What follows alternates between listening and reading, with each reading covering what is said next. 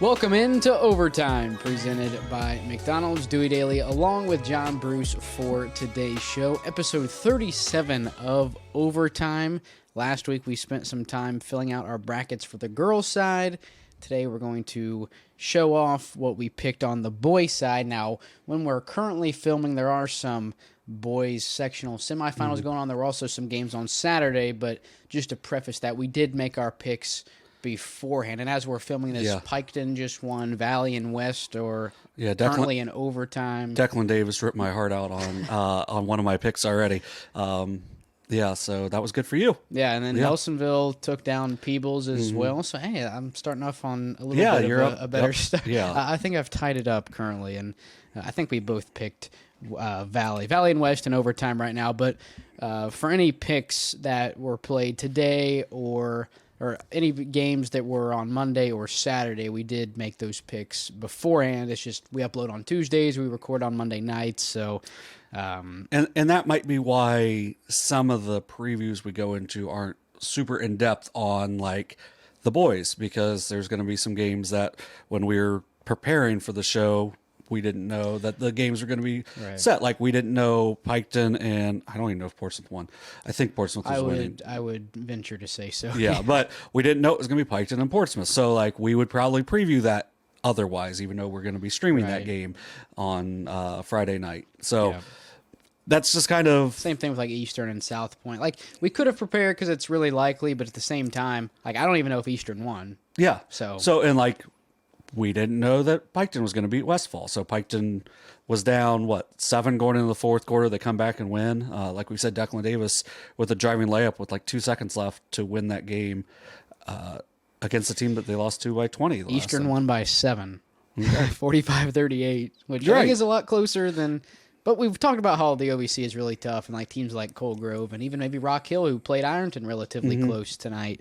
You know, it might be better if they were in, a league that, the average win and the average winning percentage is a little bit lower. Yeah, so like Rock Hill was up 7 on Ironton going into the fourth, and then with 40 seconds left, they were just down 7. So you never know when it comes tournament time, and that's part of the fun of this. So, we make predictions. We've seen a lot of teams this year, but we haven't seen everybody. So like we couldn't have really told you what Rock Hill was going to do to try to beat Ironton because we haven't seen Rock Hill. Well, I haven't even seen Ironton. I've seen Ironton once, but that was second or third week of the season. Yeah. So, and that was before Sean Terry had committed to Notre Dame. So congratulations. Is he still playing? Yes. Basketball? Okay. Yeah. He just committed to Notre Dame this weekend. So that's pretty cool. I know sometimes when dudes commit, and like it really wouldn't surprise me if he didn't play basketball next year. Yeah. But, I don't know. Some guys don't want to risk it, so I didn't know if maybe since he committed, he stepped away. But I mean, if he did, that would have been a big loss. For them. But still, they're pretty low as an 11 seed, and I actually had them moving on a little bit further than you did in the bracket. But we're actually going to flip the order of things. We're going to talk about girls first because there really isn't a whole lot to talk about. We're going to pretty much just go over the updated brackets, like what picks we got right, what picks we didn't, and then preview some of the district semifinal games coming up later this week on Saturday. And then obviously next week with some of those district finals being played on Wednesday, we'll be able to preview all of those. Now, when the D3 district, and I don't remember where in D4, the D3 girls district finals are what day of the week are those? I actually have those written. Oh, you have the dates down. I have the dates. So 3-2, so that'd be a while. 3-2 for that one. Well, I'm talking about district semis. The district semis would be on Thursday and Saturday for this week also. Okay. So then the finals would be on the 2nd, so I don't know how many days are in this month again. So I think it's 29. I think it's Saturday because it's a three games there. Yeah. Because first one's at like 11. Yeah. But obviously a lot more girls content. Sorry, Tiny Tim. I knocked Tiny Tim down. I was talking about how Tiny Tim had been staying up and Bob Cratchit had been a little more hobbled than his son, but Ironton winning by 6 over Rock Hill. So those scores starting to roll in. It's currently 8:44 Monday night, but so like Dewey said, we did our picks before we turned on any of the games. So which is why I have Westfall winning and they end up losing, and then I mean, I'll talk about that a little bit, but I've never seen a team lose more talented pieces throughout the year than they did, because they were playing kids like I didn't see in varsity games. I saw them play 5 times this year, and they were making big plays. Had an and one, yeah. And so I wasn't even really totally sure. Yeah, so like it was kids that were playing big minutes for their pretty good JV team. So like you just never know. Next man up. They almost. I mean, it wouldn't. I still don't know if it's being upset because they're at home and they had won twice, but it's it looks like Valley's going to hold on to win in overtime against a West team. After West, was it Bishop? Bishop scored at the. I think it was Bishop that scored at the buzzer to that forced overtime for West. So yeah, congratulations! You get to play the 1 seed now. Yeah, hey, but they took Wheelersburg to double overtime a couple weeks ago. So all right, we'll start off with reviewing the current scores for our brackets. All the girls, any of the sectional. I don't know. Were there any sectional quarterfinals, or were they all sectional? They were semis? all sectional semis. So the girls have a little better break than the boys. So the boys have a couple less. Like the girls have 2 Division II teams make it out to the regionals. The boys have 1. The girls have 3 Division II or Division III teams make it to the regionals. The boys have 2. Now both have 2 in Division IV. So there will be 2 more district champions in the girls than there are boys this year. So we did our picks last week. Through the first 2 rounds, I had 2 more correct than Dewey, which were all in the first round. So like in Division II, so I mean, I don't know if you're going to go picture again or not. I don't think we need it, but we both had the same score as. Actually, no, I had one more right because I had Guy Academy over Miami Trace and you had Miami Trace. So I had a 1-point advantage there. But this week, it was Circleville, Athens, Sheridan Jackson, Fairland Warren, and the Uniota Marietta all won their sectionals, which we got all of those. We were 8 for 8 in that round. So Thursday, I'll actually be doing updates from Southeastern. It will be Fairland versus Warren. Warren actually went to overtime with New Lexington. Like, to me, there were 9 to 10 really good teams. Waverly seemed to really come on late in the year, I thought, for the Tigers. So really probably 10 really good teams. And then even Hillsborough and Logan Elm were both solid in those like 11 and 12 slots. McLean still finished over 500. So Division II is just really tough this year. But the top 8 seeds all move on. Like Thursday, I'll have Fairland versus Warren updates, and then Uniota and Marietta. Because we don't really cover Marietta and Warren, we're just going to kind of go past those games, and we're going to talk about Saturday's game. So Saturday, we'll have Circleville against Athens, which is a rematch of an earlier matchup earlier this year. I think it was 52-37. Yeah. Something to that effect. 62-37. So all 62. 62-37, which is why me picking Athens over Circleville is kind of wild. Yeah. Like, I don't know. Yeah, that one's going to be, and the Athens team is very. First TVC title in 9 years. Yeah. 2015. So, I mean, this is as good as the Bulldogs have been for we saw them last year take down Jackson. So. Yeah, so they pulled an upset last year, but that was at a home court as well. So this one is going to be at Southeastern. This is, a round further. They went 19-4 this year. Obviously, Circleville still undefeated as they are 23-0 as they finish. They won the sectional on, what night was that? Was that Thursday? Won the sectional on Thursday, and then they finished the regular season on Saturday against Chillicothe. It's Friday, wasn't it? No, it was Friday. Friday, I was at Adina and Westfall, boys. So it would have been Thursday. Really? Yeah, and then we went down and... Was it? Yeah. The games at Zane Trace? Mm-hmm. Because I thought Wow. I think you're being a silly goose right now. I must be. Yeah. So, big thing Silly goose. Yeah. Big thing for Athens in that matchup is going to be how their young kids do. They only have 1 junior. They have no seniors. But Asa Halcom's very good. 15.6 points a game, 9 rebounds a game, 4.5 steals, 4 steals, 4.5 assists a game this year. She does a little bit of everything for them. But Ella Chapman, Quinn Banks, another 2 that are in double figures. They're a very solid team. They're very young though. And this Circleville team even though they don't have a ton of seniors, is a lot more experienced. And I think that's probably why you took them. I mean, they do have a coach. I'm not sure if he play for the Paints or did he coach the Paints? I don't know which one it was, but he did one of those for 10 years. Yes. I'm not sure which one though. Might want to Google it. Yeah, so Circleville, a really well coached team. They're really coming together. I liked how they played against Benton County the other day. They struggled a little bit in the first half, but they really came on in the second half. I was just impressed with how they made adjustments. I think the seniors are really good. Well, and I mean, just that game alone, what Yancey finished with 11 steals, 10 or 11 steals. Yeah, Faith Yancey with a double-double with steals and points. Yeah. So, she was all over the court. She did a great job finding passing lanes, or jumping in passing lanes.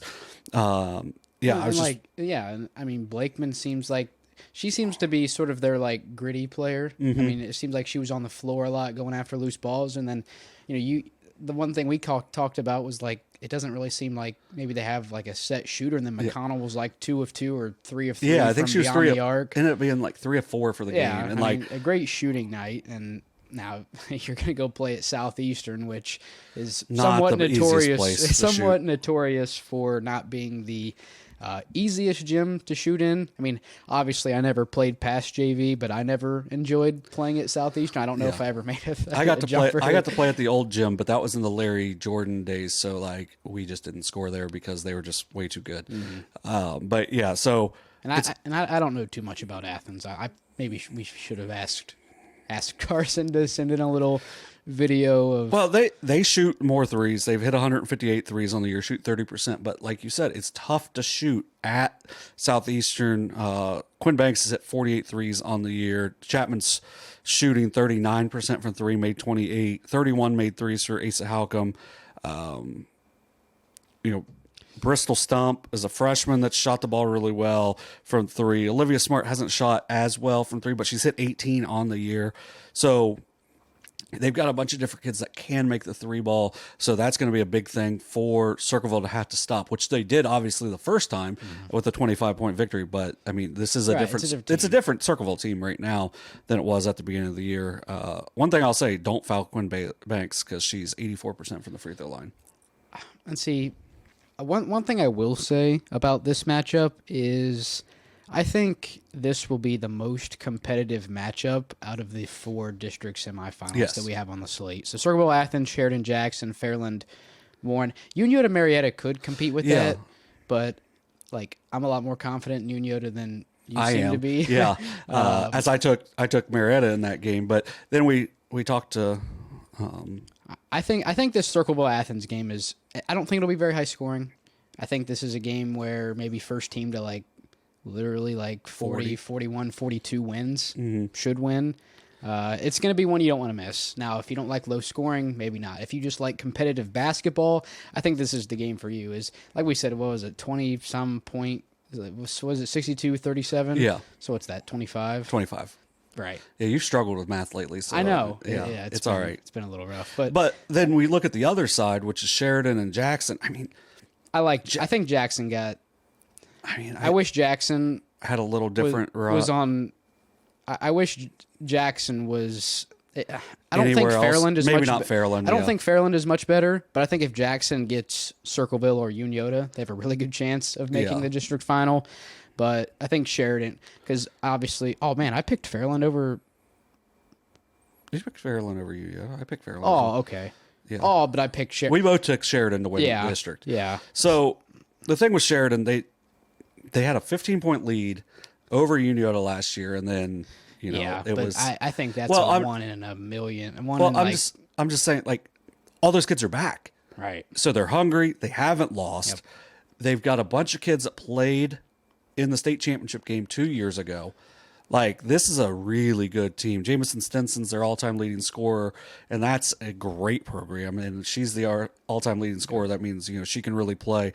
Hallie Warner, Ava Heller both played a lot as freshmen in the state championship game. Nora Saffel is just really good all-around athlete. All those names. Yeah, so those are some really good kids that have made impacts on deep tournament runs.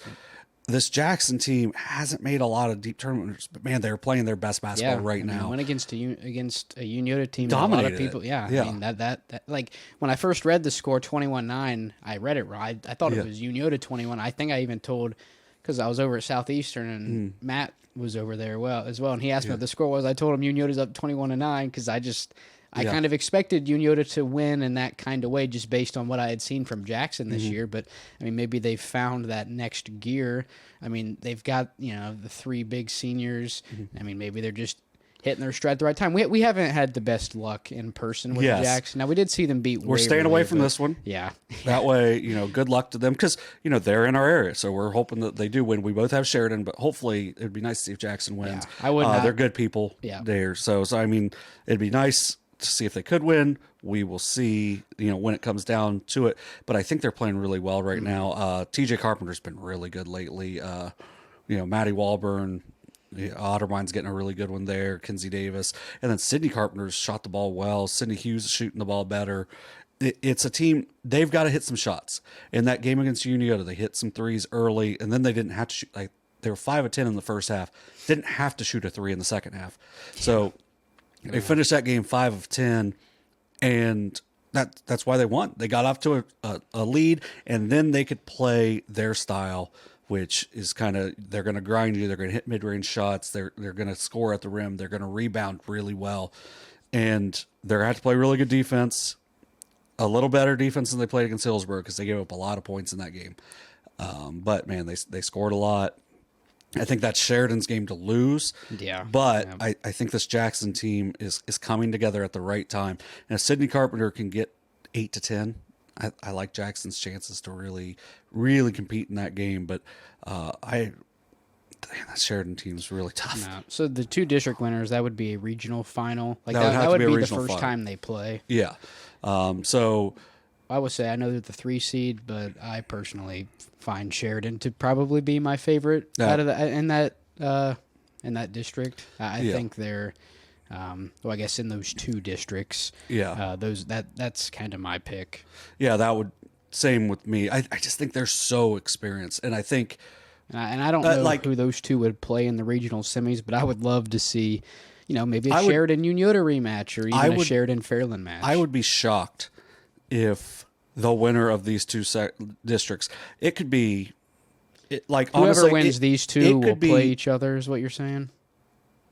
Yeah, it could be Marietta and Athens. And I would be shocked if they weren't playing for the district or regional championship because I've seen some of the teams from the East and they're not bad, but I just think the top of our Division II is a little bit better than what's coming out of the East right now. And I think with Fairland, Sheridan, Unioto, with their top end talent, I think is a little bit better. Circleville whole team. I think this Athens team is really scary. I think Jackson's scary. And I know Marietta and Warren, they've won a lot of games. So there's not a bad team in this district. So I'd be shocked if any of these games aren't fairly close. So that's Division II, girls. Spent a lot of time on D2. Yeah. But, I mean, there's a lot to unpack there. Now, at least in one district, there's not a whole lot to unpack in Division III, in my opinion. But yeah, so we'll start there. So with Division III, and once again, the district finals are all going to be next week, so we're going to go way more into detail over the district finals. Next Wednesday and next Saturday. Yes, which is weird. Why is it Wednesday, Saturday? But whatever. Yeah, because last year the D. You're being a jerk. Yeah. Last year the D2 games were on a Friday. Because remember we went Friday, Saturday back to back, and those ended up being our last 2 streams. Hopefully we get to go a little bit deeper into the boys' tournament. What's that tournament. place called that took over in the regional? It was either like NFHS or it was like TKDS. I think it was TKDS because it wasn't NFHS because NFHS does it the whole year, and those other guys just kind of swarmed in. And do you remember the thing I made? I'm not gonna upload it to show it on the thing, but it was like the Rock and Cena thing. Oh, yeah. So going on to Division III girls, I dominated that. I have a 1-point advantage in that. I'm trying to figure out where it was. It was it was because I took Lynchburg over Wheelersburg. You took Wheelersburg. You took your shot. I did. You shot your shot. That's fine. I think I ended up losing by like 11. I think is what the final was. Yeah. But like that was like a 5 to 6 point game the whole time. So I mean, I don't know. I think whatever. But if you look, we both missed on South Webster's. So shout out to the Jeeps for knocking off Belpre.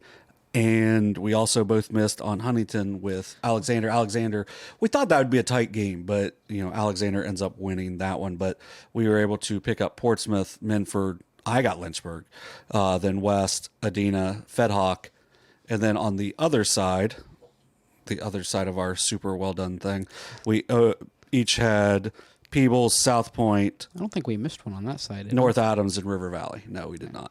So if we look at Portsmouth side. So Portsmouth will take on Belpre. Sorry, Golden Eagles, who aren't golden. They're orange. The Orange Eagles. Sorry, you're not winning that game. We both had Portsmouth. Like we both just wrote Portsmouth all the way out. Like we weren't shy about like what we think of that Portsmouth team. Although they lost 3 straight coming into the tournament. I know. But you wouldn't have known it when they played Megs. Like, they put it on Megs, and they were playing really good teams at the end of the tournament. And they're still young. Like, I know Daisha Reed is a junior, but with Sienna Allen as a sophomore, you have the really good freshman. Like, it's still... Cantrell's a junior, too. Yeah, Cantrell's a junior. But the seniors, the senior they have doesn't get to really play. So, it's still a young team. So, you've got to figure out some stuff there. So... that didn't make us feel the best, losing those going into it. But, it happens.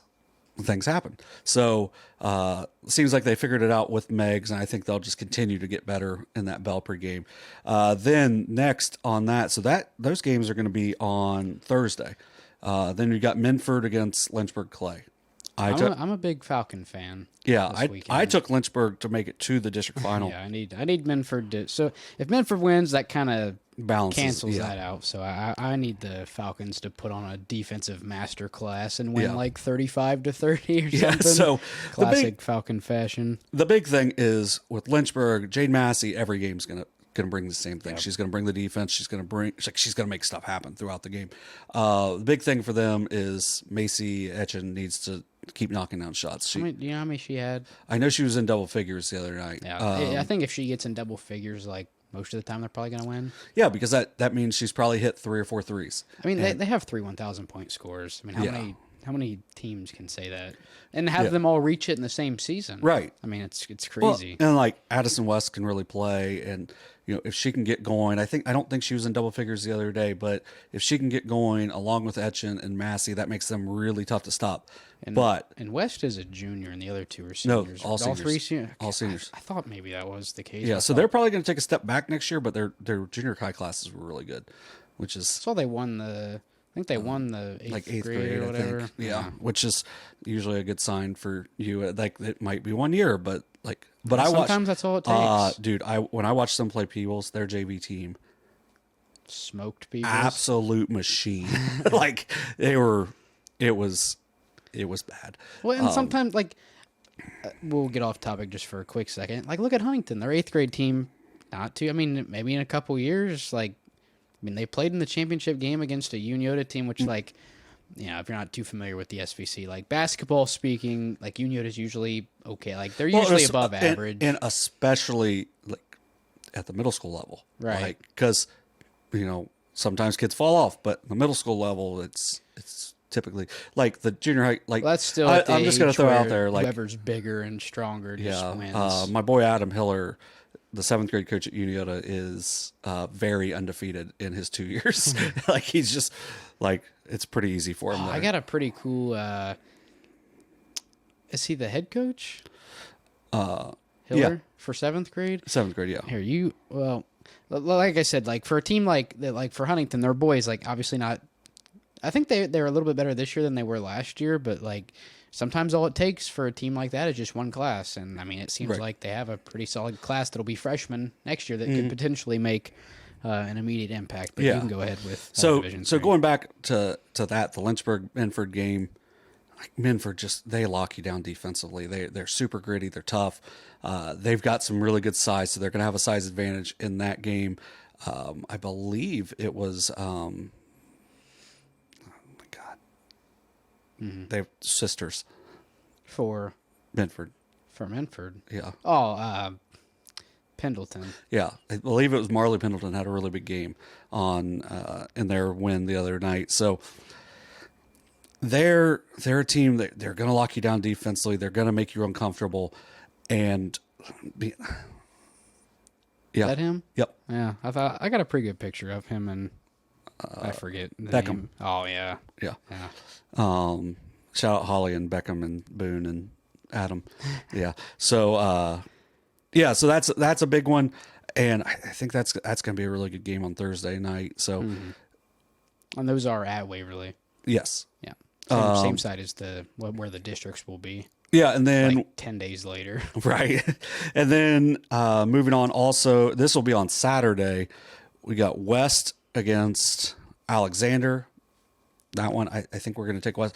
And West is like, they've been kind of a mystery. Like, I was shocked. Like, once they started, and they started off really slow, losing to Jackson, and then they like immediately came back and just hammered Lynchburg. I'm like, oh, maybe they're going to be good. And then we saw them in person a couple times, and they're pretty good. I mean, you got Emissaire, you're going to have the toughness, grittiness, and you've got some really good size. They rebound the ball well.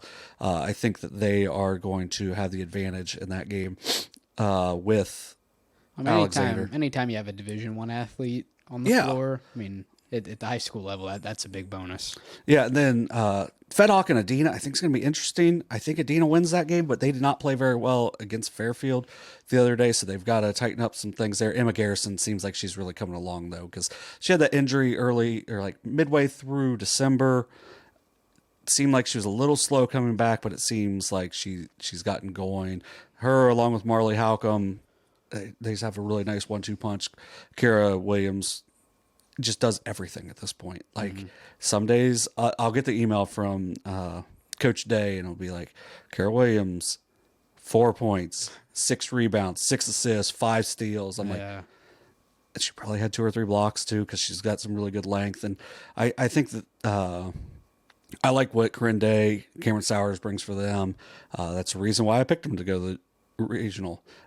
So I think that's going to be... Picked Adina to go to the regional? Yeah. I mean the district? It's not the regional. Yeah, that is. Oh, the regional semi. Regional semi. I forgot we went an extra round. Yeah, we went an extra round since they actually meet up. So we'll talk, hopefully. Now, where are those games at? Division 3 regionals? I know D2's at Zanesville. Is D3 at Wellston, maybe? No, it was Logan. That's where they played last year. Yeah, which would be great when you've got the one team for the East coming there. But I mean, and then one guy with a camera with his streaming it on his phone with a tripod. If they stream making people pay for it. Yeah, with no commentary, probably no sound. Yeah, and just filming on your phone with a tripod. As he's like, like you got to have more than one person. Yeah, love money. Yeah, it's worth it. Like the Max Preps thing. Hey, we got Martin RPI who's willing to do it for free or at a low cost. Nah, Max Preps. We're going to just give you money, and we're coming in and we're taking over, and no one understands how it works. And then in our last district, we've got Peebles taking on South Point. South Point really played well against Southeastern the other night. I think took control of that. They definitely... I say it a ton. They're in a bad league, right? Like they get overshadowed because they have, a 2 seed they have 2 1 seeds in their conference. They have the 1 seed in Division 2 in the Southeast, and then the 1 seed in Division 3. So it's just like it's a tough district. Yep. Like if South Point put them in the shack, I mean, right? Any other conference that doesn't have they like a top 3 seed in a district. They lost to Adina by 3 earlier this year, and Adina has, besides Jackson, which I think was a 4-point game, and then the Uniota games, they've drilled people all year. Like, they've been really good, and South Point played them super tough. So, I mean, that one wasn't... I tell you what, it would not surprise me if... That's a tight game. South Point beats people now. Yeah, I still think. I mean, I still think with pick Peyton Johnson, yeah. you have an advantage there. I'm intrigued by the North Adams and River Valley game. Yeah, that one hurt. To me, that one's. But like River Valley barely beat Chesapeake, but Chesapeake once again playing in the OVC. That league's so tough. They probably had 6 losses. It was Fairland twice, Portsmouth twice, and South Point yeah, twice. And then their best player moved before the season. It seemed like early that they were just not very good, and then they seemed to pick it up near the end of the year. And I know they had some players back that were still pretty good from last year. They played River Valley tight, but I'm still intrigued by that. North Adams started off slow against Piketon and then just hammered down. So those games are on Saturday. Yes. We might get both of those. I bet Good Guys goes there. Those will be two really good games. As long as the place has we know internet. Waverly does. Yes. Chillicothe. Yeah, hopefully not gets so fixed. much, but yeah, hopefully Good Guys does those two on Saturday. Plans for us on Saturday are to be down at Jackson for the Chesapeake Ironton game. That's the 8 o'clock. 6 o'clock is Nelsonville and Menford. Yeah. But yeah, if Good Guys does those 2 games, it wouldn't surprise me if both of those are within 7-8 points. I mean, yeah, I think those are interesting matchups because it's completely different areas too. With and then we get hopefully we get our second dose of Shaction. Game four. Yeah, I just want to see game 4 between Peoples. It'd be our second year in a row with Shaction in the district final. Yes, I think second, might be third. I don't remember what our district finals were. Wasn't it like Eastern Brown and Fairfield? Yep. So maybe our third year in a row. No, it was Eastern Brown and Fairfield played in like the semis. Oh yeah, because it was. We found out what Fairland was about. Yeah, that was our first dose of Fairland. Yeah, and that was the first time where I feel like that was one of the first times we really worked together. And that Wheelersburg, when they beat North Adams, when Keeney hit the shot at the buzzer, and that was kind of our first dose of North Adams. Like that year, they were kind of like the underdog, and then the last couple years they've been. It was also the first time I really talked over you, at the end of the game, because as soon as. I had just gotten done saying hey, you can't let her get to the basket. And then as soon as I go, oh boy, and then she goes down and hits the shot. And, so we had some good games that day. Yeah, we did. That was fun. That was way too many games. I think that was the last triple header we did. Yeah, that was a lot. Or was that before? No, because the boys was the week after. Yeah. And we were like, oh, we could do this. So it was Waverly Warren, Logan Elm Jackson, and McLean and Courthouse. Not McLean Courthouse. We might technically have a triple header if we get that Division 2, Division 3 boys district. That's at the combo. That's different. We'll see. That's still a lot. I know, but I mean, we're probably going to be there anyway. Yeah. But I'm going. And then Division 4, we got a couple of interesting ones. We both. I mean, I got one more right because. I took Eastern Megs, you took East, so I got one more there, so I'm up a point there. But we each got Waterford, Trimble, Sims Valley, White Oak, Notre Dame, South Gaia, and Green. We both did not get Southern and Valley. So Southern knocks off Valley as the only upset out of those. I mean, when you're not picking upsets, then that makes it to where it's a little harder to get those correct. So the big thing... you got Waterford and Trimble, same league, playing a third time. Waterford's going to win. Waterford most likely is going to win. I know Trimble's still a pretty young team. Then jumping down, Notre Dame and Southern. I think Notre Dame is playing really well at this point. South Gaia and Green, it's not a really good matchup for Green at this point, but I mean, you got some really good young players there for Green, so it's good for them to get this experience. I believe it's the 3rd straight year they've made it to the district, so it's keep winning. That's all you can do. Just keep getting better, especially when you got such a young team. But Knapp just had such a monster year. She's over 500 points on the season as a freshman. And as Carson said the other day on the broadcast, a true freshman, he's definitely worked a lot at OU in the college area. So hopefully next week we're breaking down Notre Dame and South Gaia. Hopefully we're breaking down that as a district championship game. Sake. Yeah, for our sake, for sure. And then the one game we'll talk about here, Sims Valley and White Oak. So I think Sims Valley is probably the favorite in that. Desiree Simpson, she's tough. She's got some good length, good athleticism, and they've played some really good ball lately for the Vikings. But for White Oak, they're very experienced. Dailey Parr, their only player averaging in double figures, a senior, 12.9 points. Kylie Ham, a junior, 9.4 points, 6.8 rebounds, and Lydia Carr with 9.3 points a game, another senior. So going to be really experienced against Sims Valley with a little more athletes. That's going to be a tight one. That's on Thursday as well. So Waterford and Trimble, Sims Valley, White Oak Thursday.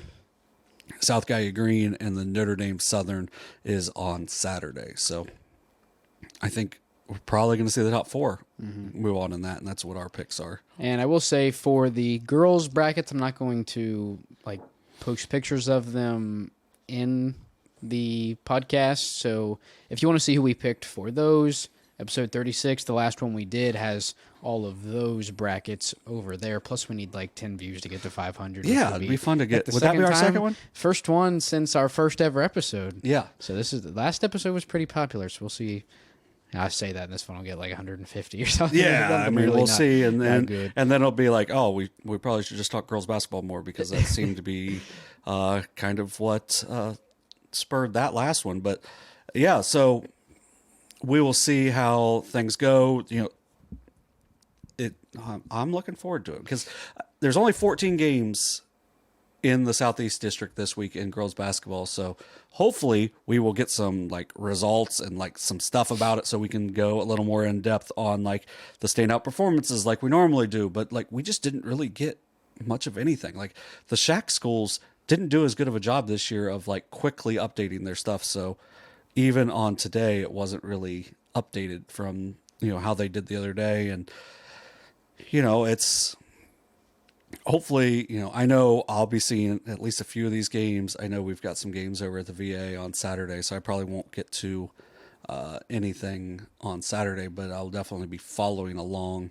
I will be bringing my phone charger for once, and I'll be watching some of the streams and whatnot. Hopefully Good Guys has, like you said, does a couple of them for that. We'll go ahead and jump into the boys side. First time doing them second, but it's also because we have a little bit more to discuss. And then, of course, we'll wrap it up going over our brackets for the boys tournament. But first, we have a couple. Actually, we have three total players who are all seniors now and are now the official all-time leading scorers in their boys program history. We'll start with Caleb Lovely for South Point. 1,530 was the previous record. He now obviously up over that and all alone by himself at the top. Yeah, 1,531 points. The lefty, dude, he's so smooth. He can do it inside, outside. Really good shooter from the outside. We obviously, if you go back, South Point and Portsmouth, if you literally just want to watch the first half of that game, you can watch Caleb Lovely, because he had 24 points all in the first half of that game, coming off the bench too. It just went ballistic in the first half of that game. So he's a really special player. I think we're going to have a good chance to see him Friday night. Yeah. So I believe that one. What? That we'll see? Yeah. We'll see South, but that's the 8:00 game. Yeah. Did they win for sure? For show? I don't know. I'm going to go check the North Fork Animal Clinic scoreboard on SOSAOhio.com. Presented by Ohio Health. Yes. Let's see. Oak Hill at South Point, we don't have a score for. Well, we have a lot of other scores. South Point lost. That would be probably the biggest upset of the year. I agree. Because Oak Hill's not playing well lately. But we'll move Actually, on. I'm going to say Paint Valley beat Portsmouth. Paint Valley? Oh, yeah. If that happened, I think that would probably be a little bit bigger upset. But hopefully we can get there, and we'll see whoever comes out of that. South Point 62, Oak Hill 42. Yeah, so that sounds. Belpre beat Crooksville. Chesapeake beat Wellston. Ceramics. that's about it. But yeah, hey, shout out the Wellston Golden Rockets, who have gold in their color. Unlike who's the other one? Belpre Golden Eagles, who are, like orange. I said, aren't. Yeah, they're orange. All right, we got two. Sorry. Outside of Portsmouth and Southeastern, and probably Wheelersburg. I think Wheelersburg's probably made it more. But did you know that in a 10-year span, Belpre made it to the state tournament thrice out of the Southeast District? Did they ever win? I think they got to the finals. They did not get to the finals to play LeBron, though. When LeBron was a freshman, they lost in the semis that year. They might not have let Drew Joyce III shoot 7 for 7 from 3 as a 5'1" freshman. Being that dude, yeah. I'm like, oh, he's the best player. Who's LeBron? And then he ended up being a little bit better. All right, we'll move on. We have two more players who are now the all-time leading scorers in school history. Another one, talk about him every week. It's Briley. Cramer. Yeah, he goes nuts every week. Yeah. Like some game, like I think it was he had 40 earlier this season. Then he topped that by having like 47 against Athens. And he got his 1,000th point this year too, I believe. Yeah, he got his 1,000th point. And then this week against Alexander in what will be his last home game, he broke the school's all-time scoring record. It's kind of crazy. Like, I guess with Circleville being a little bit bigger school, like 1266. That doesn't like seem like that much, but like when you're a bigger school, sometimes it's harder to play early. Yeah. And you know, for Cramer, it feels like he got a lot of those points this year. I mean, he had 30, I think he had 37 to break the record the other day. Like he's just really tough to guard. Like he can do it all over the court. And like you said, we've talked about him a lot. So that'll be kind of a quick one, but shout out to Briley Cramer for just an outstanding career. And then one last player, one we just got done watching, take down West and move on to the district sectional final round. We'll face Wheelersburg. Jace Copley now comfortably the all-time. Don't know how many points he had tonight, but it was a lot. Now the all-time leading scorer. I think he was splitting the free throws on purpose, Valley. so you could add on in overtime. What? Oh, yeah, where he was splitting the pairs and ended up going to overtime, and then he was not splitting the pairs at overtime. But I don't know. That just says a lot about Copley because, like, senior now, his last 3 years, I mean, he's been surrounded by, like, one of the greatest, like, groups. I mean, that senior class last year was nuts. Yeah, and he was playing at an early age, but he was playing with guys that were also playing at an early age that were super talented. And it seemed like by last year he had kind of separated himself as he was the guy. And there's a reason for that. Like he can do it all. Like I saw him against Waverly a couple weeks ago, and he had 3 dunks in that game, and then he knocked down a couple threes and had a couple really nice passes, and where he's really had to be like the guy this year and kind of help elevate the team. He's at least got them to a sectional championship game. I don't have the exact number of points that he scored. I know it's a lot. I think he might have gotten, I want to say it's like 1,300 something, and I think it was like 1,360. I remember seeing on the wall. As the highest. I thought it was. Yeah, I was looking on Twitter and I couldn't find like an exact number, but I mean, I would think at a school like Valley, somebody probably had a pretty decent amount, just because like it was a Yates for sure. Well, and like I know they're D3 this year, but like had been D4. I think they won a district title in D4 a couple years ago. So like one of the smaller schools. I think the smaller schools are where you get the teams that, you know, kind of lean on like one guy who scores like 30 a night and does it for 4 years. Well, and like, that's why they score, like for South Point, scores 1,500 points. Well, and I'll be shocked that if Owen Johnson doesn't break the Colgrove record, because I mean that dude's scoring a ton. Yeah. But yeah, so Jace Copley, just an outstanding player, and when we've gotten to talk to him and interview him, seems like a really good kid too. Yeah. So happy for all 3 of these young men to break their school scoring records. Yeah. But then we got one more 1,000-point score.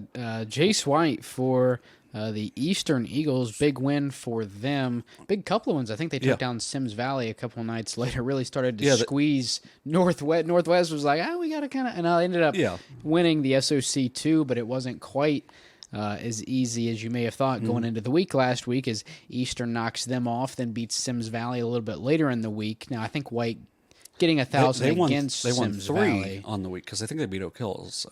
Did they? Yeah. But nonetheless, White 1,000 point score, and if you haven't checked it out yet, newly launched segment. I'm not really sure. I don't know what they are. What to call it? SOSA Shorts. Just like kind of what it's you somewhere would on YouTube. Well, yeah, like I made a playlist for it. Yeah. So like if you look at, and we have a TikTok now too, I guess. Let's go. So TikTok. Yeah. So if you go to the YouTube page, which to watch this you have to be on it. But at the top, it's got like videos, live playlists, and then there's also one for just shorts. Oh, really? Yeah, and he made such a ridiculous play, and it like when he did it, like Carson was on the call and did a really good job on it, but like I was kind of letting things go because last year I didn't on a couple of plays, but like on that one, like when he made the pass. I think I was just like, that's such a bad play, and then he just hits Aiden Warner and stride. I mean, it's such a perfect play. Perfect. It like you can't describe it. It's a loose ball, behind the back pass from midcourt, right on the no look stride. Behind the back pass. Like it's so ridiculous. You just check it out. It's insane, and he came close to getting his 1,000 point that night. Really took over that game. Yeah. Going into that game, Northwest was up 2 games. And they hadn't lost since mid-December, yeah. Which of course now they're 0-2, and we've been there. Yeah, we've seen two of their 3 losses. Yeah, this year. So Eastern had to win to put any pressure on Northwest, and they did it. And then Northwest took that pressure and just destroyed it because they beat Western by 44 on their last game when like a must win or else they're going to split. No, they won by 44. Their first league title since 1998. So shout out to Northwest too, even though they did lose when we were there. Just an outstanding season for them as well. I will say for Eastern, I wish they were on Fairfield's side because I would borderline consider picking Eastern Pike over Fairfield against Webster. I don't like. Okay, so maybe not. So, but even if they played Notre Dame, like I don't know. Like Webster lost to Notre Dame by 10 the other day. Notre Dame hits 11 threes on them.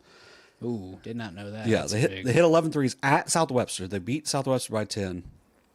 And like I feel like Southwestern, what we thought was going to be like almost a cakewalk to a district title, it's got a lot more interesting because North or Eastern is playing really well. Seems like they got things worked out after they lost to Western a couple weeks ago. It seems like they've really tightened things up and got things going in the right direction. And then, so that would be a district semifinal more than likely because it would be Sims Valley for the. I mean, hard to beat a team 3 times, but they've done it pretty significantly twice so far. But they still got to go to Sims. No, that's going to be a neutral site game. Yeah. But then it would be Notre Dame, who just beat them by 10. So, like, we'll talk about that later. Yeah, we'll get it didn't really sway us. But, it's... I think things got a lot more interesting there.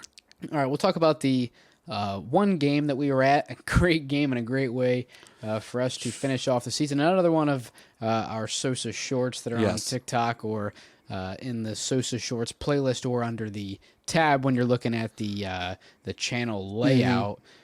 Big win for Fairland. Noah Markham hits a 3 with about 6 or 7 seconds left to put him up 3, and then Barber got about a 25-ish footer off at the horn. Hit the front rim, but just wasn't able to get it to go. But, I mean, Eastern Brown jumped out in front real quick, and then Fairland was up like 7. They were up like 7 with under a minute to go, and Eastern Brown tied it back up at 61, now only for about 10 seconds, but I mean, the Kaiser Court was kind of banging a little bit there on Saturday night. It was a wild, it was wild because like Fairland, like we talked to Coach Buchanan, the girls coach at Fairland before the game, and he had kind of mentioned that it was a 2-hour trip. Yeah. So there were not a lot. There's actually a lot of the Fairland girls were there. I know. Yeah, which is shout out to them for supporting the boys team. But yeah, it was like a 2-hour trip for them. So there wasn't a lot of people from Fairland. they hit 2 huge shots in that game because Brody Buchanan hit one at the end of the third. That one was, you hear pin drop. Yeah. Now, and it was just, and like, so, Dewey's trying to get into it a lot, and then you hear nothing. And it's like. The Markham shot, there was a little bit. I think it was more of like the Eastern Brown side, like, them. But yeah, the Buchanan shot, which was a much tougher Markham, wide open right side 3, but the Buchanan shot at the end of the first half was nuts. Yeah. And he drills it. Their bench is going crazy, but it's just there's just no sound. Yeah. Obviously hopefully we get to see Fairland. I think the first time we would see them is at the Combo. Yeah. So maybe a little. I think more people would make that. I think Athens is probably a little bit of a shorter trip. Yeah, but it's still Fairland's Brown. Got a long trip to everywhere, but like they're so good at basketball at every level that ends up they support their team pretty well. So yeah, in that game, I mean, there's some really heady plays in it too, because Edmonston could have rushed the 3 but he ends up finding was it Price Murphy? Yeah, Price Murphy inside, who forced the turnover. Yeah, and Murphy ties it. And how about Markham? Turns it over on one end, gives up the lead. Then just 10 seconds later, giving them the lead. And they didn't have a timeout because they'd had some trouble getting the ball in, so they don't have a timeout. And did Buchanan foul out? Yeah, Buchanan fouled out. See, I didn't know that when while we were calling the game, I didn't realize that because I'm sure you said it, but I was not listening. He got called for 2 quick fouls right in a row on Barber, and it was like bang bang, and he fouled out with like 50 seconds left, and then they get the ball in. Will Davis brings it down, doesn't get into a big hurry. Like they had a good bit of time, but he doesn't get too big of a hurry. He hits Chase Allen, who is great in the fourth quarter of that game. Allen drives, hits Locko. Who I definitely did not say Locko in the clip. Hits Locko. Locko hits Markham. Markham just buries that 3. Like no timeout. They could have rushed a shot. They could have taken a bad shot. But man, it's. I mean, every. You can tell they're a really well coached team with how they ran it. 4 of the 5. I don't know who the 5th one was, but 4 of the 5 players on the floor touched the ball and Keegan Smith did touch it on the play. Did he inbound it? No, he got the ball. They passed it into him. He reversed it back to Markham, who went to Davis. So literally all 5 of them touched it. Smith didn't. Not on that last one because it was Davis to Allen. He passed it on the wing. It went back to Markham. Markham then got it to Davis, and then Davis went down court. Oh, like in the backcourt, like when they were bringing it up. Yeah. So, all 5 did touch the ball on that possession. But, it was a great high school basketball game, especially, like we kind of talked about it in the preview. At this point, when it's a game that doesn't matter. Yeah. Those 2 teams, man, that was like a district final. Yeah. I mean, that was, both teams were in it. And that was the one thing I was kind of worried about is, like, do you really want to go full speed? I mean, it's, and they're not really...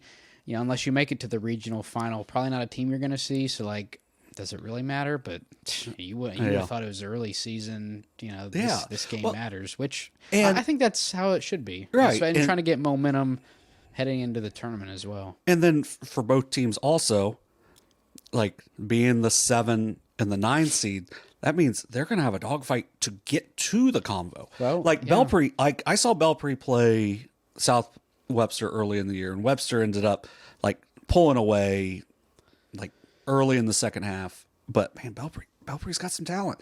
Like they're not a great matchup for Fairland either.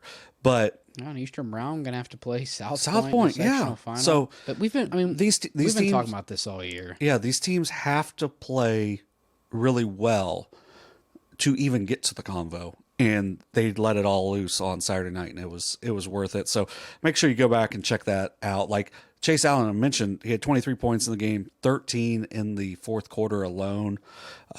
Brody Buchanan had 18. He had 9 in each half. Really got going in that third quarter, hit that big shot to end the third quarter. Will Davis with 12. He felt like he had like 3 to 4 points in every quarter. Mm-hmm. It was just really solid. Grady Barber had 19 for Eastern Brown. Luke Haney with 14 points, 9 rebounds. Drew Edmiston with 11. He hit 3 big threes. It's like 3 of 4, 3 of 5. He had one kind of but it worked out perfect because it went right to Grady Barber. I think that might have been the play that Buchanan fouled out on too. Was it? Yeah, it was just like a bad luck bounce, and it hit like the top right corner of the backboard and just dropped straight down, and Barber's right there. Yeah, so it was a great high school basketball game. So make sure you go out and either go out and watch these games or go back and watch our stream, because it was definitely worth it. I think it's time. It is time. Time to go over our picks we'll start Division 2, and there will be, I don't know if I said already, but there will be timestamps down below. We'll go over Division 2. Yeah, you didn't say it. This is the first time. Well, we started talking about something like right off the top. Yeah. There will be timestamps if you haven't checked yet, which if you've made it about an hour in without skipping, shout out. That's kind of crazy. But we're gonna do Division 2, Division 3, and Division 4. So if you don't want to watch one, sorry, Northwest won by 53 tonight. And somebody has them losing next week. Hey, shut up! I didn't have them losing the first round. They took care of business. But we'll start with Division 2 and work our way down, because Division 2 and Division 4 are smaller, and then Division 3 there's. Yeah, so if you see the red marks on the... Actually, I'm going to... Because unlike the girls last week, there hadn't actually been... I guess there were some games on Monday, but there were a lot more boys' games done when we go over our brackets than there were girls' games when we went over the girls' brackets, if that makes sense. So on the boys' side, if you see the red marks, that's the games that were played on Saturday. Ya boys went 4 for 4, each of us on that. Yeah, so I think this Gallia Marietta game has a sneaky chance to be a lot more competitive, because it was close early in the season. I'm not sure how it'll be. South Webster beat North Adams by 3 in overtime. God, we should have went there, man. I know. Sitting here in Studio 33. Hey, we got to watch a 21-6 Division 2 college baseball game today. So that was awful. Shout out the dude that. Okay, so threw a no-hitter, and then kid for Saginaw Valley State at the VA today in Chillicothe threw a no-hitter in game 1. Took a perfect game into the 7th. Hits the first batter of the bottom of the 7th. So they were playing 7 in the first one, and then so he gets DH 4, throws a no-hitter.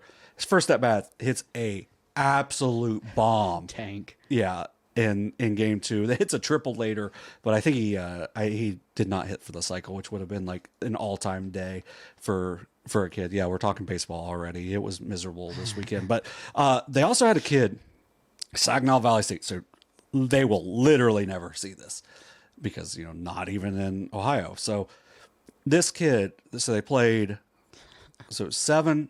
They played 8, 7, 7, 9. So. Quick math. 16, 24, and 33. Yeah, we'll just say 33. I don't think that's right. I think you're off on that, but it's all right. So 8, 7, 7.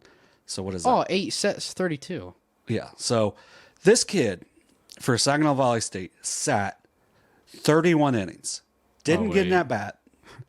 It's 31. Okay. This kid for Saginaw Valley State sat 30 innings. Didn't get in that bat. Yesterday, when I left the VA, it was 17 degrees. Didn't get in that bat yesterday. Didn't get in that bat in game 1. Didn't get in that bat until game 2 in the 9th inning today. Hits a pinch hit grand slam for Saginaw Valley State. That's one of those all-time, hey, coach, you better be playing me, dude.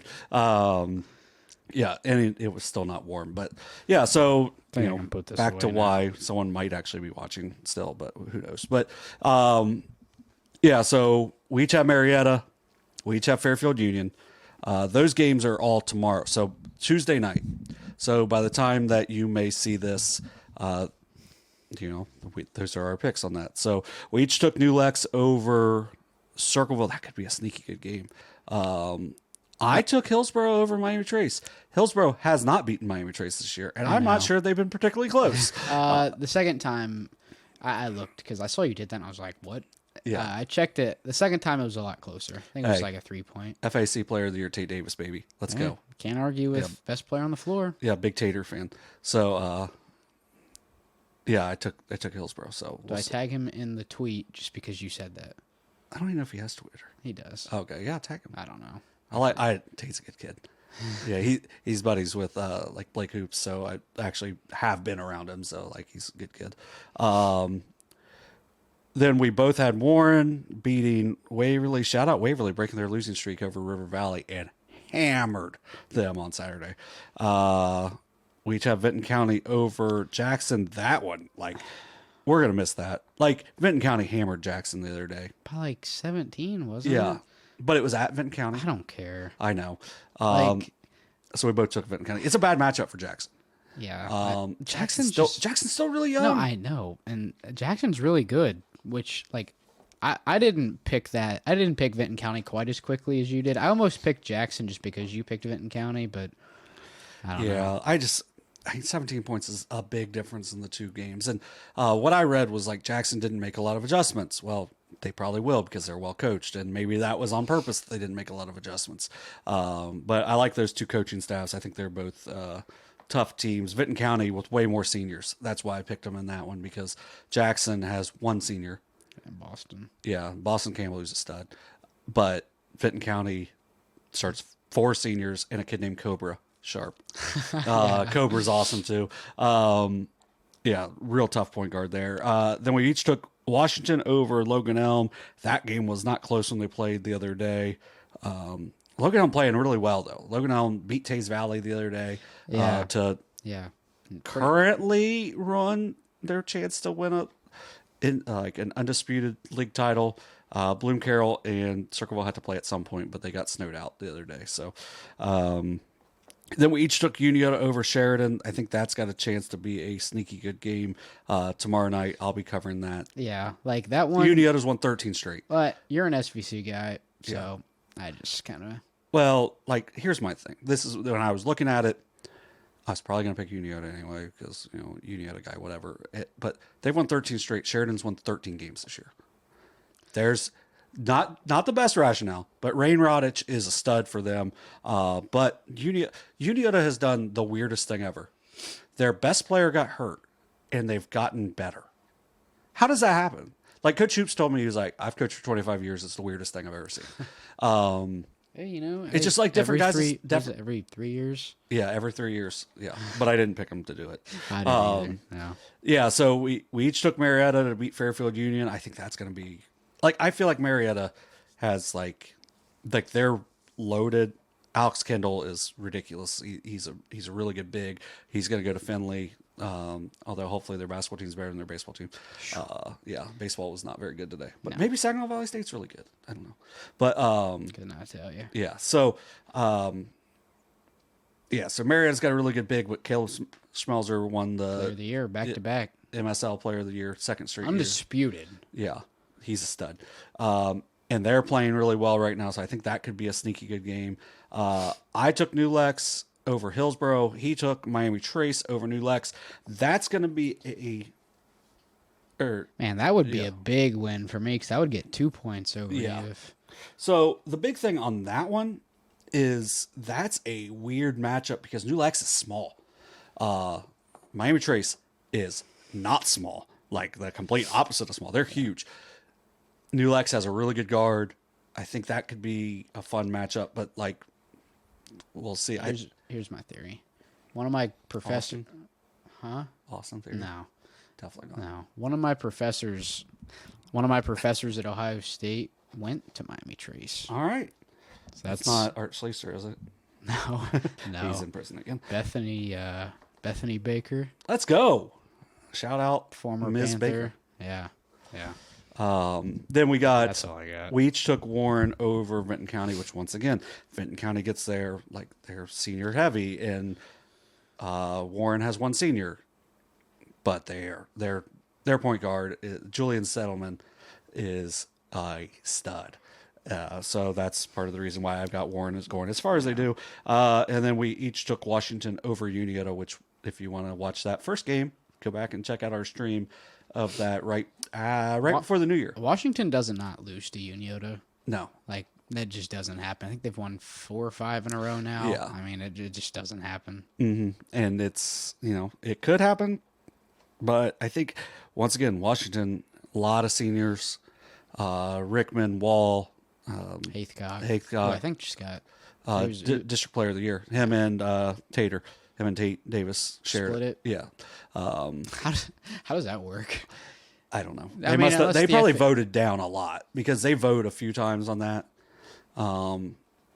Yeah, so that one, and that's District 14, so that's like the half of, so it'd be like Circleville, Unioto, Logan Elm, and then Hillsborough, Greenfield, Miami Trace, and Courthouse are in that district. And well, I was just saying, like, they're in the same conference, so like. Yeah, why didn't? Well, unless maybe some conferences may not do co. You know what right. I mean? So yeah, And then moving on, like we said, we each took Marietta. I took them over New Lex. Dewey took them over Miami Trace. And then we each took Warren over Washington. And then in the district finals, he's got Marietta beating Warren. And here's the thing. I've got Warren beating Marietta. I believe both were really close games. Doing some research beforehand, yep. I believe they're in the same league. They're in the biggest league in Ohio, the Twin States League. Four teams in it. Like Fort Fry, Warren, two, I don't know, Marietta, and Point Pleasant. Yeah, the Knights, isn't it? I don't know. They used to be the Big Blacks. I'm serious. They were like, we went down there and played them, and we played them in junior high soccer. Shout out junior high soccer. So we went down and played the Big Blacks, and there's no way that was their name. That was their name, the Big Blacks. So I think I remember their logo looked like a knight. I think it is. They are, but they were not nearly as good this year. What was it? Point Pleasant. Yeah, Point Pleasant. I'll have to. Oh no, it's still Yeah. That's crazy. Well, like, okay, so you got Steubenville Big Red. That's like what is a Big Black? I don't know what a Big Red is either. Is it like Big Red from the Western Kentucky Hilltopper? It's a knight. Yeah, it's a knight. It doesn't make sense on what like Big Blacks. Yeah, just call them the Knights. Yeah, or just call them the Mothmen. The Mothmen. Oh, you don't know the Mothmen? No. Yeah. This has got to be like the only case where like how are they in the same conference? They're not even in the OHSAA. Well, it's Twin States League. Twin States. Oh, yeah, but it's just one team. Yeah, but like just make it the tri-states. Quarter states. Yeah. Or half states. They should bring somebody. They should bring somebody from like Kentucky. Just have some fun. Like Pennsylvania's not. No, it's not close. But no, throw Pennsylvania in there. Get somebody from Kentucky. Let's make it. Let's go wild. I think Morgan might be going into that. They're the Morgans. I don't know. I don't remember what their mascot is. They're the Raiders. No way. There's they are Raider. the Raiders.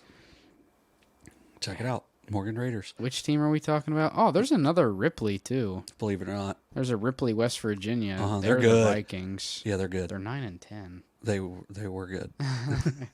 Okay, so Corey Cottrell, who just got in the Unio Hall of Fame. Shout out Corey Cottrell. I think Cotty got What in. team was I looking for? I don't know. I don't know. This is good quality work here. Oh, I know. Let's move on to Division 3. No. So it wasn't Ripley. Wasn't Morgan. Oh, Morgan Raiders. Yep. You're looking up the Morgan Raiders. Who would even play them? The Twin States League. Point Pleasant doesn't. They're in McConnellsville. Yeah, I had a job interview there. I didn't go. Can't imagine why I'm doing this right now.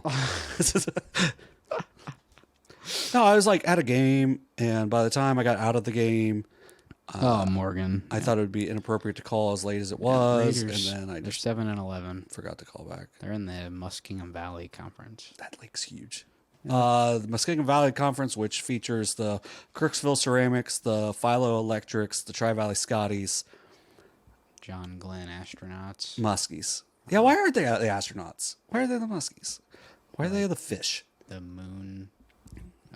He didn't go on the moon. He orbited. Well, I know, but I mean, he's also got an airport named after him. I know. It's pretty cool. Yeah, that'd be pretty cool. I mean, he's dead, but it would have been a lot cooler Didn't for he him. just die recently? Like Yeah, I don't think they named it until after he passed away. Nah, it's definitely been a thing longer than that. I don't know. Ron Sano, Cubs Hall of Famer, kept thinking he was going to get in the Hall of Fame, and then he died, and then they're like 2 months later, like, hey, he's going to go in the Hall of Fame. Like, why not just do it while he's alive? Like Steve Mongo McMichael, former Nitro commentator, just got in the Hall of Fame, and he's got ALS, and like he. I mean, that's what's going to happen with Pete Rose. Like, yeah, Pete Rose. If he ever gets in, he's getting in. He's getting in the day he dies, the day after he dies. It's like, yeah, maybe let's. Does he have a kid? He has to have a son Pete or Rose? a daughter or something. Yeah, Pete Rose Jr., former Red Great. Oh, he played for the Reds? So How do I not know do you know what a that? Nepo baby is? God, I heard it. We were just talking about. Yeah, I think we might have talked about it. No, I was literally talking about it with my friend group. You're gonna tell me it's gonna get on my nerves, but yeah. So like a Nepo baby is somebody who gets an opportunity because they're like famous father, son, or somebody in their family. Pete Rose Jr., Nepo baby, 100%. He had no reason to make it to the majors. Kind of like Stephen Larkin, Barry Larkin's brother. Like Ted DiBiase Jr. Yeah, kind of. Yeah, like David Flair. Yeah, I didn't even know. So like, I saw a show where they were talking about Nepo babies, and one of them was Steph Curry. I'm like, no, Steph Curry made it 1,000,000% on his own. Like he went to Davidson. Yeah. Yeah, shout out Steph and Sabrina for being literally the only positive part of the NBA All-Star Weekend. Also, That's kind of like annoying that I didn't know that. Yeah, he was literally in the MLB for 4 weeks. Mm-hmm. Batted 143. How many home runs do you think he had? There's no way he had. Did he have one? No. How many RBIs? None. One. Okay. But his dad wasn't the manager at the time, so that part's good. 1997? Man, that would have been like right when he he was out in for a little 89. bit. Yeah. No, what I guarantee happened was it was September call-ups, and they were like, I bet we can get Pete Rose into the stadium. People will come watch him. And that's what happened. So moving on. Was Junior the one that he held up after he broke the record? Yeah, I think Or does he have was. another one. I think that was him. I don't know. He probably signed it on some bat somewhere. Like, I got 13 kids. But 86, because he broke it in 86, didn't he? Yeah. He wouldn't have been that young. There's no way young. 11 years later the kid's in the MLB. 'Cause that kid was like 3 or 4. That might have been a different one. I don't know. But he hit it off Eric Schau. Don't know who that is. His name was definitely spelled Show. Moving on to Division 3. We probably could have circled this because I missed one. You missed a couple. I mean on this bracket on its own. We both got Valley right as Valley wins in overtime. We both got South Point. We both got Eastern Brown. We were right about that game being closer than what people thought. The Eastern Brown and I say it was 6, 7. Coal Grove, yeah, it was like a 7-point game. So not too surprising there. Northwest won a tight one over West Union. It's like 40 points. Yeah. Adina beat Southeastern tonight. Both got that. Actually, check the Portsmouth game. Let's see if there's a score for Portsmouth. Portsmouth and who? Paint Valley. Paint Valley's got 2 really good scores. Stop it. They had 2 really good scores. Yeah, but stop it. Portsmouth's got 1. 66-53. Told you. Trojans. I know, but I'm just saying, like, they had 2 good scores. Like, Paint Valley was playing better at the end of the year. I will say them only losing to Portsmouth by 13 is like, they probably would have covered if there was a line. Oh, they would have covered 100%. Line probably would have been 19.5 or more. Yeah, don't bet on high school sports. Or do it. I mean, just don't tell us about it. We won't make a show about it. But then it'll be like our midweek stuff. Yeah, this is where Declan Davis ripped my heart out. Dewey picked Piketon. I picked Westfall. Streaks. The Mustangs were up 7 going into the 4th and up 9 with like 4 seconds left in the 3rd. The Streaks come back and win it 39-38. That was just I couldn't pick Westfall twice. So that was just to make up for the Westfall Fairfield game. Okay, that's fair. But yeah, so it was a really tight game up at the Dome, and Declan Davis gets the ball with, I believe it was 7 seconds left when Henry Barnes hit 2 free throws to go ahead, and Declan Davis goes coast to coast and scores with about 2 seconds left. And then the huddle cam skipped. So we don't really know what happened at the very end of the game. So someone tell us. I will say, like, you could see, like, Piketon was, like, jumping all over somebody. So something, like, cool must have happened. Like, somebody got a shot blocked or a steal. Because, like, I feel like if they would have just missed a shot, like a full court heave, like, they wouldn't have celebrated like that. So something must have happened. But you couldn't see it on the huddle camera. So it really didn't, it really didn't matter. Big win for the Streaks. So kind of had a tough year. But, you know, for them, they got a lot of guys back. I mean, Brent McGuire's a stud. You know, he'll be gone after this year. But other than that, I believe they got everybody back. You get to play Portsmouth now. Yeah, you get to play Portsmouth now on Friday. On Friday at the Waverly Downtown Gym on SOSA, presented by Ohio Health. Not too bad. Yeah, so we'll be there. Yeah, Kenny's debut. Let's go, Kenny! Kenny's going to debut that night. So, so Brock on the camera. Yeah, Brock's going to be on the camera. Dewey's going to be producing. I'm going to be talking. Which basically means nothing. Yeah, like, well, okay, our scoreboard camera is not great. It goes out a lot, so he's got to be watching it, make sure it goes. It was pretty good over at Eastern Brown. Yeah. And Waverly has a really nice scoreboard, so if I can get it hooked up, maybe I'll just sit back and do nothing and just run ads. That'd be nice. Oh, I'd love it. Yeah, run ads and, you know, we just tell you when we're going. So, and I will say before we move on, I think because we won't get a chance to preview this game because it'll happen before next episode. Yeah. With Portsmouth's current track record and how up and down they've been, now they've been a lot more up than down as of late. Although they did just have a pretty sizable loss to Fairland. Yeah. As up and down as they've been all year, and I think Piketon is a lot better than their record. Like they have a lot of dudes. Piketon, McGuire, Legg, Davis, Henry, yeah. And they've got a ton of size. Now Portsmouth is pretty large as well. I think Portsmouth wins potentially by what would you set the line at? If you like from the outside, what would you set the line at? 13.5. Okay, that's a lot lower than I thought you were going to say. No, because I think Portsmouth. So, if I had to bet, I would say Portsmouth covers that. But what I will say is up and down as Portsmouth has been all year, and as physically talented and as talented as Piketon is on paper, like I don't know if they can beat Portsmouth. But if it was under a 10-point game, like 6, 7, 8. Like, that wouldn't surprise me. Now, if they beat Piketon, that would kind of shock me a little bit. Or if Piketon beat Portsmouth, that would shock me a little bit. But, like, I don't know. I think Piketon would have... I keep getting it wrong. There's so many P's. I think if Westfall... I think Portsmouth would have much rather played Westfall than Piketon. And then Westfall just had so many tough things happen. Part of it. Like Brody Clark blew out his knee. Hopefully he, can recover pretty quick. He did that last Tuesday. Averaged over 20 points a game. I think he's got some awards coming coming up. So, he's Big one. Yeah, he had a really good year. For him, and then, you had Joe Ray half the season.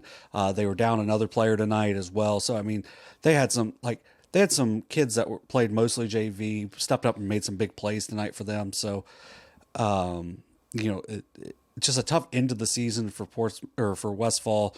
But yeah, I think Portsmouth probably would have rather faced Westfall because Piketon can do some things that can make you uncomfortable. I mean, if you watch their game with Uniota the other night, they only lost by 5. They had 2 or 3 layups that were just in and out that would have completely changed how that game went because Uniota makes a couple free throws late to put it away, but it was a tight game throughout. And I mean, like we mentioned in D2, Uniota's won 13 straight. This Piketon team lost a lot of really tight games this year. I think they lost like 5 or 6 by 5 points or less, a couple by 1 point. So, I mean, they're a team that it wouldn't surprise me if they played Portsmouth really tight. Could be our Cinderella team this year. I think, honestly, they probably have the best shot. Yeah. Because, I think Northwest would have been a little more of a preferred matchup than Portsmouth. Mm-hmm. But, outside of Portsmouth and Northwest, I'm not sure for Piketon if there was a better matchup. Because I don't think you wanted to play Minford, Wheelersburg, or North Adams. Mm-hmm.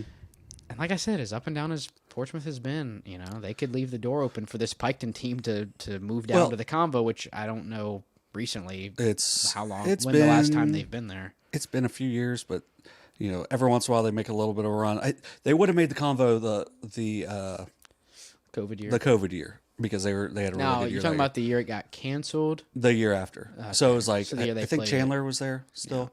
Yeah.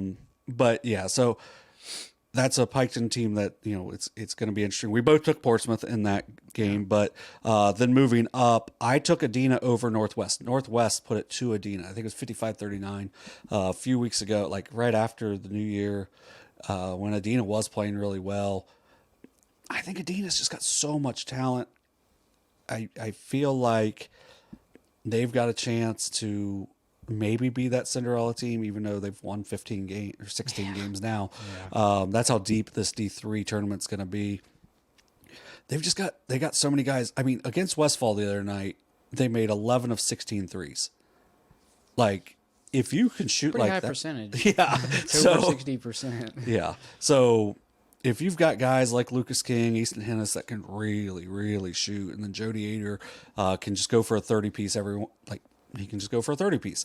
They've got to keep their head. I've seen them get. It's like Kenneth was saying. It seems like every third game they just go berserk against somebody. Yeah, like they put it on Hillsborough earlier in the year when Hillsborough was still playing really well.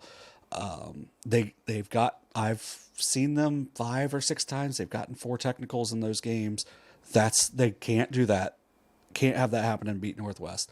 I think Northwest, they were upset last year in the sectional finals. I think they're going to be really hungry. I think that's probably why you took them. I can't. I don't know. I think we're almost destined to see Northwest again, which, for my purpose, you'll be down at the combo regardless. Right. But, I won't see them until the district final. Right. And I think we're going to see Northwest and Portsmouth in a district final, so obviously that'd be a semi. Portsmouth and Northwest? Mm-hmm. Would it?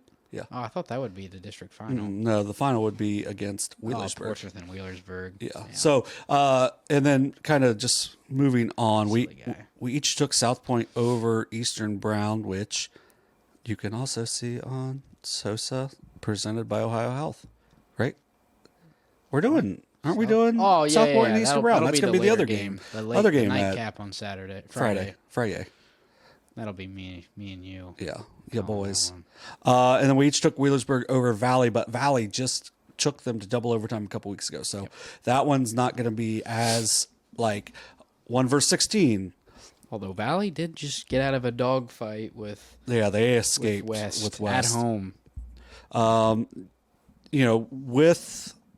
With Valley, you're going to have Jace Copley on the court, who is an absolute stud. SOC 3 player of the year. Yeah, so absolute stud. When you got a guy like that, you always got a chance. And I mean, Wheelersburg, I don't think they're a Purdue as a 1 seed, but they are also. Yeah. Shout out Jake Diebler. I love the emotion. I love it. Dewey loves it too. Soft, crying. I loved it, dude. I loved it.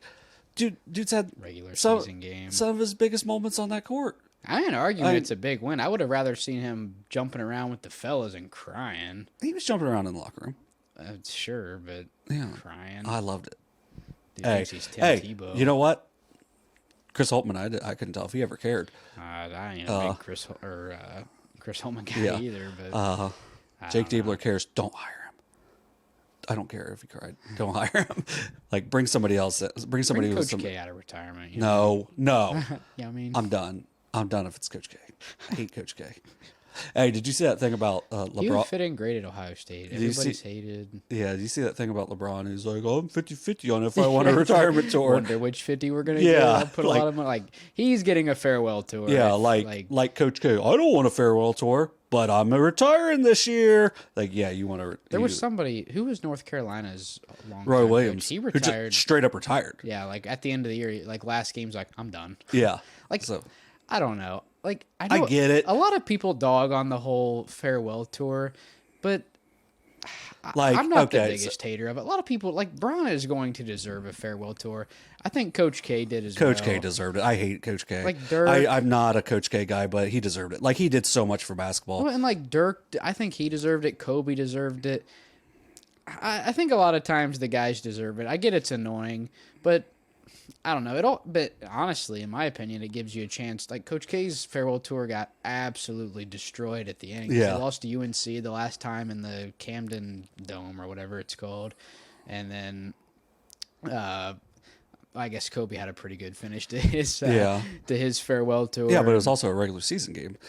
So yeah, but I mean, if you go to the postseason, it's either a loss or you win the finals. So, yeah, I mean, Colorado. Which like Peyton Manning had it right, win the title. Just like Tom Brady should have retired after they won the Super Bowl. I know. Once he went down south and then he wins it, he should just. Because Peyton Manning had the right idea. I mean, he knew he was at the tail end, but he also couldn't throw the ball anymore. Like his arm was about to fall off, or his neck. Well, I mean, look what Tom Brady did. I mean, he just came back for 2 like mediocre seasons, and I say mediocre, like they made the playoffs. He was still great. I know, but. Hey, but he was in a really good. That Dunk Kings commercial was really good. Yeah, that was good. But if you're over 40 and win an NBA Finals, World Series, Stanley Cup, or what did I just leave out? NBA or Finals? Super Bowl. Yeah. Oh, yeah, the biggest one. Like retire. Like just get out. Yeah. Especially if you're on like tail end of your contract. Well, I don't even know what division we're talking about. We're still on the exact same place that we started about 20 minutes ago. So we each have Wheelersburg over South Point. That would be a fun game.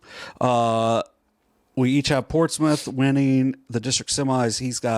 Dewdog's got him over Northwest. I got him over Adena, and then we each have Wheelersburg over Portsmouth. Which I'm excited for. Think about that crowd. I really, really, really hope we get that game. Yeah, because you get I know they played in the regular season and Wheelersburg won. Particularly pretty. Yeah, but you got Lattimore going against his old school, and you got Lattimore against DeAndre Berry, and you got Coach Lysa, who's won a ton of games down at the Convo, and then Coach Prater, who hasn't had a chance to coach at the Convo. That could be just man. Well, and I think that loss for Portsmouth was kind of before they won. Like they beat Chesapeake, South Point, and Fairland. Or no, it wasn't Chesapeake. It was it Ironton, Fairland, and South Point? Like 3 in a row. They rattled off 3 straight big wins. It seems like they're playing really well. Besides that game at Fairland, but I mean, we saw Fairland on Saturday. Fairland's kind of a wagon too. So I mean, that whole thing's ridiculous. So on the other side, we should probably actually get moving a little bit. But I missed this one because I missed Peebles. Dewdog had Nelsonville over Peebles. Our Carson Francis was there. So if you want to see how that game played out, Keegan Swope and the Buckeyes take home a win there. We each had Fairland over Huntington. Did we get a final on that? No. I'm going to just go ahead and say I know what happened. We each had Belpre over the Ceramics of Crooksville. Belpre takes that one. 56-23, Fairland. Okay. Yeah, so Fairland over Huntington. Huntington played pretty well at the end of the year, so just a really tough matchup for them. Zane Trace, we each had them knocking off Lynchburg Clay and another Coach K's final game at St. Trace. So shout out to Coach K. Over 550 career wins. He will be retiring at the end of the season. Coach Kello there. So we each had Chesapeake over Wellston, the Peak. You're messing up Uptown Mo right now. I'm messing up Uptown. I'm sorry, Uptown Mo. We each took Chesapeake over Wellston, and we each took Ironton over Rock Hill. Ironton and Rock Hill ended up being a really good game. Yeah. So moving on. In-town rivalry. Yeah, in-town rivalry for show. So Dewey took Ironton over Chesapeake. I took Chesapeake over Ironton. I believe they split during the regular season. So that one should be pretty fun. You can check that one out on SOSA on YouTube, presented by Ohio Health. There we go. On Saturday night over at Jackson. Yeah, so shout out Jackson and Waverly for getting us in there. Yeah, for Big Bo and Wayland. Wayland Massey. Yeah, so we each took North Adams over St. Trace. That could be a sneaky good game. I think St. Trace matches up with them. I don't know. They're not playing real well. But I thought the same thing too, but like as of late, St. Trace hadn't played real well. I know, and that's the thing is, like I think after they lost to Uniota, I was like, man, this St. Trace team is like the best team at 500, and they still may be, but hey, they're 13-9 now. Right. But they did lose to Paint Valley recently. I know. I'm not quite as high on them as I was a couple weeks ago. I don't know. It would not surprise me if this is the game they sort of have a coming out party against. And wouldn't that be like 500 for how close is Kello to 500 total? No, he's over 500. He's over 550. He'd be at 400. That would be 400 exactly at St. Trace. Oh, okay. Yeah, because he's at 399. So that would be a big one. So, which is second all time in the SEC behind Larry Jordan with 535. Like, that's so many. He'd have to hang around for 2 or 3 more years. Yeah. So then we each had Fairland over Belpre, which once again I think could be a sneaky good game. Menford versus Nelsonville. I feel like that one's pretty much. That'll be the first game Saturday at Jack's. Probably not going to do. Yeah, we'll probably have some updates from it, but I doubt we will not be streaming that one. Sorry. Then we each had Menford over Fairland. We each had North Adams winning that next game. I had them over Chesapeake, which would be a repeat of the Dave Young Classic, and Dewey's got him over Ironton. And then I've got a repeat of last year at the Convo of North Adams over Menford. Dewey's got Menford over North Adams as a repeat of what happened earlier like this 2 months season, ago. which also happened last year, though, where Menford put it on North Adams in the regular season, and then North Adams won in the tournament. So then kind of moving on. So that's D3 is going to be wild. I'm excited. We've been talking about it all year. That was sort of the most exciting side. Now, D4's got some players as well. It seems like they're sort of a big 4 at the moment in Division 4. D4 starts action tomorrow night. We each have White Oak over Eastern Megs. I just feel like White Oak started off pretty well this season, and then 5-17. Yeah, they've really struggled down the stretch, but Eastern Megs has as well. I have Green over Glenwood, New Boston. Dewey's got New Boston over Green. So that's. I don't even remember why I picked that. Wait, I picked New Boston? Yeah, you picked New Boston. All right. Jackson Williams, baby. Yes. I think. Yeah. Is he boys or girls? Boys. He's boys. Yeah. He's on the staff. Yeah. Former Uniota / Paint Valley great. He was on the freshman team. No, that trophy's not from when we won something. What year is that? That's 2021. Oh yeah, that's after all. That's when your boy went 29-2, and then 17-1 in baseball. Decent year. That 31 JV games. No, because we played. Because I coached freshmen that year too. Oh yeah, we went undefeated in freshmen. That was not too bad. Yeah, that's the team that's kind of won 13 straight on varsity right now. Then we each took Ironton St. Joseph over Sideville East. Did you see they actually played earlier this season? What was the score? Ironton St. Joe won by like 25. Oh, okay. I know East has played a sneaky, not very good schedule, and that's why they've got so many wins. But like 10 and 11, yeah. I think I said. So that one could be fun. The Flyers. Yeah. Flyers, fly, or something. Over the tartans, which is, once again, a type of clothing and not anything in particular. We each have Western over Portsmouth Clay. That one, I think, could be like... This is going to be one of the Western games where they win by 40. Cam Janes got banged up the other night. So, oh, really? Yeah, so if he's not able to go, that one could be interesting. Drew Hagee closing in on 1,000 career points. Probably gets it tomorrow night. He's a senior, isn't he? Junior. Yeah. They're both juniors, aren't yeah. they? So they've got some nice talent coming back. We each have Fairfield over White Oak. I have Manchester over South Gallia. Dewey's got South Gallia over Manchester. Give me the Rebels, man. Hey, this was like 10, 15 years ago. Was some really good matchups down at the Convo between the Greyhounds and the Rebels. Yeah. Yeah. The Greyhounds were ridiculous for a while. I think they might have made it to an Elite Eight. I don't know for sure. Oh, I'm just screwing up everything over here. Sorry, Brick. We each have Fed Hawk winning the next game. We each have Waterford over Southern. We each have South Webster over the Flyers of Ironton St. Joseph. We each have Eastern Pike over Sims Valley. We each have Notre Dame over Western. and Trimble over Miller. My buddy Justin Lodge scored. Here's a wild Uniota versus Miller in the tournament. Miller is very much D4. Uniota very much D2 now, but go back 22 years. Both D3. Both D3. My buddy Coach Lovely marked 32 in the scorebook instead of 33 as a starter. So my buddy Justin Lodge scored 38 points off the bench that night. He came in like 5 seconds into the game. But still, ton off the bench. We each have Fairfield over, I had them over Manchester. Dewey had them over South Gallia. We each had Fed Hawk over Waterford. We each had South Webster over Eastern Pike. That could be fun. That game could be really fun. Which one? Eastern Pike and Waterford? South Webster. Oh, South Webster and Eastern Pike. Yeah. We each had Notre Dame over Trimble. Then in the finals, we each have Fed Hawk over Fairfield. I just think Fed Hawk's playing better at this point. I think their 2 is a little bit better than just the 2 maybe for Fairfield. But I mean, Fairfield, you still have a really good point guard. I know Fairfield won when they played earlier this year, but I just feel like Fed Hawk is a little more cohesive at this point. And the funny thing is that was also in Athens County. That game was at Alexander.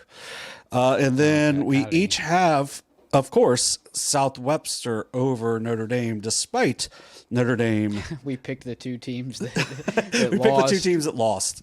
Yeah, I'll be honest, I didn't know Fairfield played Fed Hawk. Yeah, I believe it was 16. You beat them by 13. Man, can I change that? No, you can't change that. It's in marker. I would if I could. No, I didn't realize. And just to be different, too, I would have picked Fairfield. No, just be different. No, we're not doing that. So, actually, I don't care if we do that. But I'll leave it just because I already inked it in.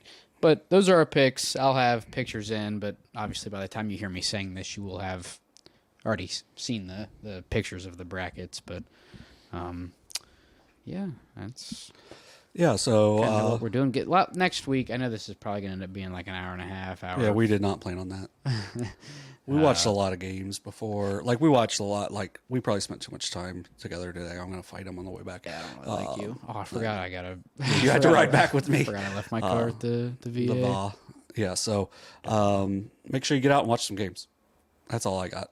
Yeah, I mean, a lot of games this week. Not a ton for us to talk about. Yeah, fix Brick up, man. I love Brick. Got the panda shoes. Or he does panda. No, polar bear. I can't believe I said that. Hey, follow me on TikTok. I got a Brick. Follow.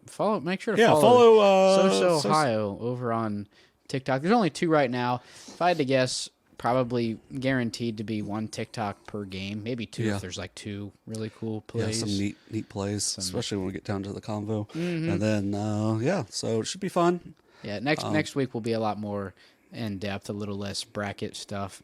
If you didn't get a chance to catch last week's episode, we did what we just did with the boys. We did it with the girls last week, so go check that out. And make sure to tell everybody that we just did our bracket for the boys. And as the tournament goes on, you can come back and check how we did, although we'll probably give updates similar to how we did this episode with the girls. We'll give updates. Yeah, I feel like we were different, a little more different on the boys than girls. I know. Well, yeah, I mean, there were some small, like obviously I picked Miami Trace to go a little bit further than you did, and then you picked New Lex to go a little bit further than I did, and then Manchester, South Gallia, we had different. We had a couple of different district finals as well, and then I think Northwest was one of our main differences as well. But that's about all I got. Going to be a 3-game week for us this week. 3 games in 2 days. Kenneth will have now Portsmouth and Piketon. Friday, I think it's slated for 6:15, and then you and I will have Eastern and South Point probably around 8:30. Yeah, it used to be listed as 6:15 and 8:30. I don't know, like I don't know if technically listed as 8. But they're going to cut the nets. Yeah, probably 8ish, 8:30. And then Saturday night, Chesapeake Ironton, 3rd meeting between those two, split in the regular season. Should be really a fun time down there in Ironman land. So Apple City. Kind of like Brock Netterland. Yeah. There in Benton County. Those are his 2 stopping grounds for God, I just burped like 4 times. Oh, great. But yeah, I said like 50 times right there. Yeah, it's all right. I got some family stuff that I'm looking at right now, so, so that's why I'm kind of not as much into it. But yeah, so it should be fun. Yep, and unless you have anything extra to add, which I'm assuming you do not. No, just watch some games this week. Go out and support some teams. I think one thing, the schools that have been doing live streams all year will probably still be doing them. So if you've been watching huddle cameras, even if they've got little marks on them, or they're slow. Shout out Valley man, also in that game we were watching, that Westfall Piketon game, like even Union Westfall has like a weird. Yeah, Westfall was shooting free throws and like just the basket wasn't in it. Like I don't know why. It's just whatever. Shout out South Webster. Shout out Lucasville Valley. 2 of the best school ran live streams I've seen. And also check out Good Guys Radio TV for those girls district finals. I think Thursday over at Waverly, Peebles and Lynchburg, I think, and then North Adams and River Valley. Just pick it up off well, I just got it right, so I don't have to. It wasn't Peebles in Lynchburg. Yes, it was. It's definitely not Peebles in Lynchburg. You're looking at the wrong one, you silly goose. It's definitely not Peebles in Lynchburg, because Lynchburg and Minford. Yeah, we got way too many things on the floor.